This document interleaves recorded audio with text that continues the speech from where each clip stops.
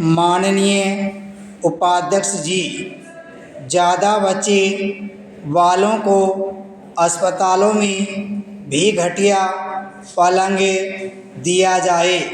इससे लोगों की मानसिकता बदलेगी, परिवर्तन आएगा, समाज में जागरूकता आएगी और देश का विकास भी होगा। कम बच्चे वाले लोगों को शासन की मूलभूत सुविधाएं अनिवार्य रूप से मिलनी चाहिए।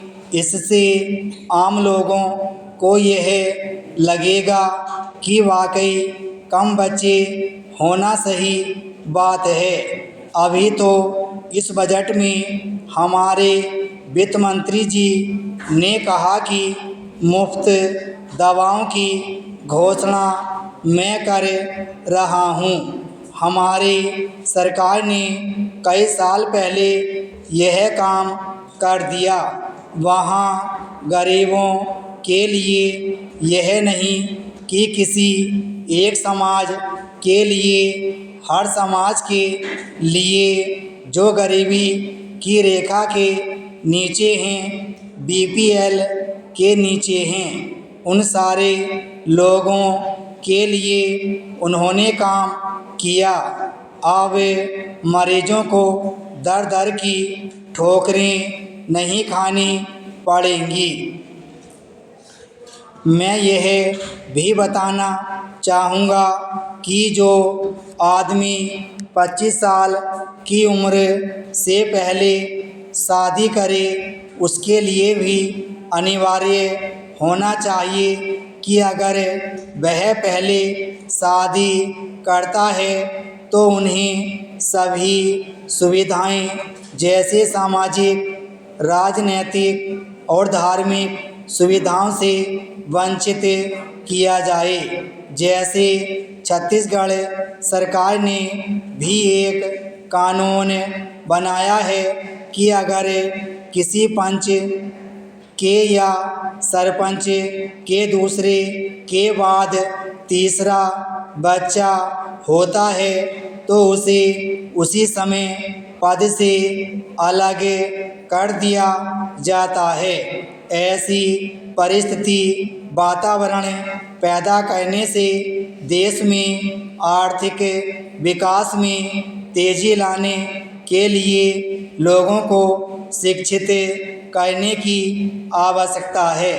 हमें शिक्षा और स्वास्थ्य पर ज़्यादा पैसा खर्च करने की आवश्यकता है और यह आवश्यकता जब तक नहीं होगी, हम चाहे जितना यहाँ बोलते रहें, कानून की बात करते रहें, लेकिन अगर हम कानून में व्यावहारिकता नहीं लाएंगे, क्योंकि समाज में कई धर्मावलंबी हैं जो धर्म को मान्यता देते हैं और कहते हैं कि हमारे धर्म में लिखा है कि हम परिवार नियोजन नहीं कराएंगे।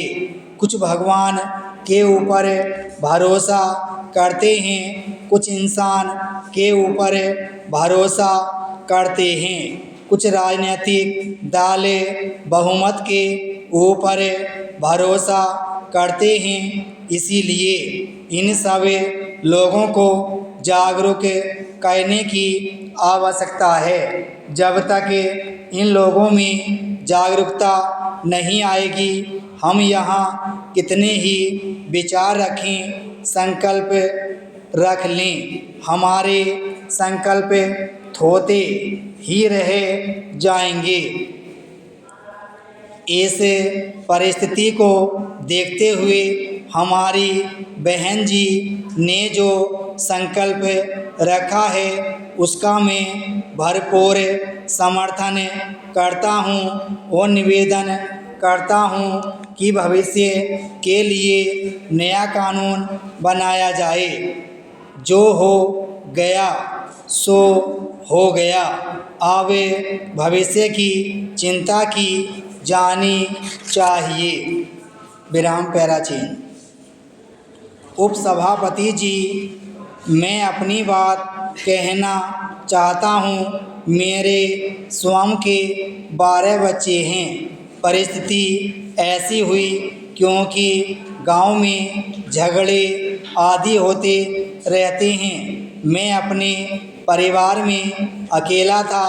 लोग हमें भगा देते थे, पुलिस से पिटवाते थे। दफ़ा 107 में भी फंसाया गया। इससे मुझे लगा कि अगर हमारा बहुमत हो तो हमारे साथ ऐसा नहीं होगा, क्योंकि लोकतंत्र में बहुमत के आधार पर ही आदमी नेता बनता है। मैं भी पहले सरपंच बना, फिर विधायक और सांसद बना। प्रजातंत्र में बहुमत की आवश्यकता है। बहुमत नहीं होगा तो आप नेता नहीं बन पाएंगे। लेकिन आज के दौर को देखते हुए मैं कहना चाहता हूँ, अपने बच्चों को और समाज को कि परिवार नियोजन आवश्यक है। आज दुख में, भूख में ज़्यादा बच्चों का पालन पोषण ठीक ढंग से नहीं हो सकता। बच्चे ज़्यादा होंगे तो उनकी बीमारी का इलाज मुश्किल होगा, नौकरी मिलने में भी दिक्कत आएगी। इसलिए मैं कहना चाहूँगा कि सरकार को परिवार नियोजन के लिए कुछ उपाय करने होंगे। जैसे हमने टीबी, मलेरिया आदि बीमारियों के इलाज के लिए टीका निकाला है, उसी तरह से आबादी रोकने के लिए भी हमें कोई कैप्सूल या टीका निकालना होगा।